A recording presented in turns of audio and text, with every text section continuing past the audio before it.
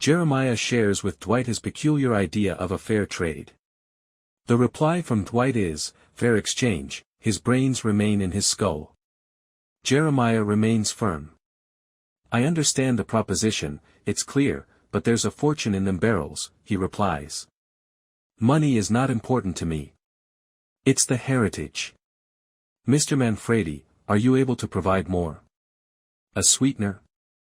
Dwight acknowledges that it's impressive, but also king demented, that Jeremiah would actually allow his family members to perish for practically nothing. He dismisses it with a laugh. I appreciate your observation, Mr. Manfredi, but there is only one son that I worship, and he was sacrificed in the name of the greater good, too. Dwight lets Cole go, and Dunmire gives up the truck. You can't take anything away from me that. I can't go back. As they flee with the vehicle behind them, he shouts. At home, Dwight and Margaret are reading in bed when he remarks on how oddly good things have been going. It's like all these pieces are starting to fall into place, he continues. It's given him a revelation. I felt like a dead man walking when I first arrived here. I feel like I'm getting another go at things now. He realized that people need people, and Margaret makes fun of him for finding it to be a bit too obvious. Time for intimacy, lights off. Cut to quiet Ray phoning Bill while he's behind the wheel. Ray, who was quiet, knew Bill's grandfather. And the two earned money together while showing respect for one another. Ray gets right to the point. He continues, I just want you to know that I'm only a phone call away if you need any advice about anything, or if you have a problem with anyone out there. You get it? Yeah, Bill replies, Ray, I believe I do. Is Dwight going to be betrayed again? Watch for next week. Examine. Margaret is telling Dwight about her meeting with Thresher at his office. He objects to the idea that she would go to events with Thresher in a romantic manner, but she tells Dwight straight out. You want him in office, she asks, because it won't happen without my assistance. This is a wise decision. Dwight is undoubtedly aware of that, but his worries are very private.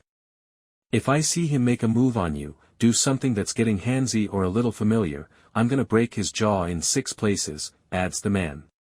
The stripper will hopefully lead the crew straight after she gently touches his face and he receives a call from Tyson informing him that they were duped.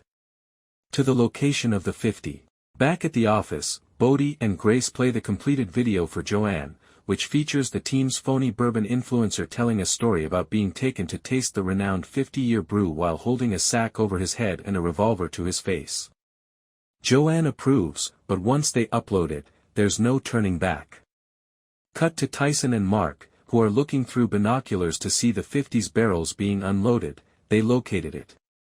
Cole doesn't want to finally return to the meeting between Margaret, Dana Delaney, and Carl Thresher, Neil McDonough, a political aspirant.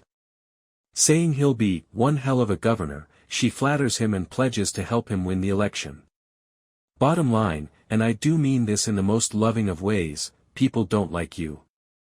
She then turns around and explains that she is popular and has a network of her own contacts. Her ranch is all she asks for in exchange. In the event that Thresher sells his portion, I will hand you the keys to the governor's mansion. When they return the 50, Bodie shows Grace, Jasper, Clayton Ferris, an AI-generated bourbon influencer he is creating at Grace's request. Cole is paying Jeremiah a visit at the Dunmire property. Robert Patrick, to inform him that, in essence, he stole the alcohol as a favor for him. Gaining Jeremiah's blessing is obviously very important, and it's not something that happens easily. Once they locate the fabled bourbon, Cleo, Bella Heathcote, walks into the casino to discuss with Mitch the specific plan. We take care of what's ours, he continues, we take care of what's yours. Cleo apologizes for driving on Dunmire's lawn while intoxicated and reminds him that she doesn't want him dead or imprisoned. Bodie and Grace invite Joanne, Annabella Shora, to the office to talk about their finished AI-generated bourbon influencer. A vibe curator, according to Grace, a savant sip. He is creating the myth of the 50, enigmatic, elusive, and financially worthwhile. When Joanne finds out that he isn't real, she worries about whether people would be upset, but Grace assures her that nobody will. A stakeout between Tyson and Mark is seen. The latter reminds Tyson, "You don't let your guard down for anybody," when he gets one pulled over on him by the stripper. "Not with your running crew." Finally, we learn a little more about Mark's past. When he was younger, he lived with a rough group of people who boosted cars, ran drugs, used drugs, stayed up all hours.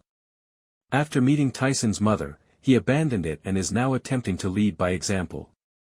The aforementioned stripper emerges from the area they are scanning while on stakeout, and they pursue her when she leaves in her car. At home, Dwight and Margaret are reading in bed when he remarks on how oddly good things have been going. "It's like all these pieces are starting to fall into place," he continues. "It's given him a revelation. I felt like a dead man walking when I first arrived here. I feel like I'm getting another go at things now." He realized that people need people, and Margaret makes fun of him for finding it to be a bit too obvious. Time for intimacy, lights off. Cut to quiet Ray phoning Bill while he's behind the wheel. Ray, who was quiet, knew Bill's grandfather.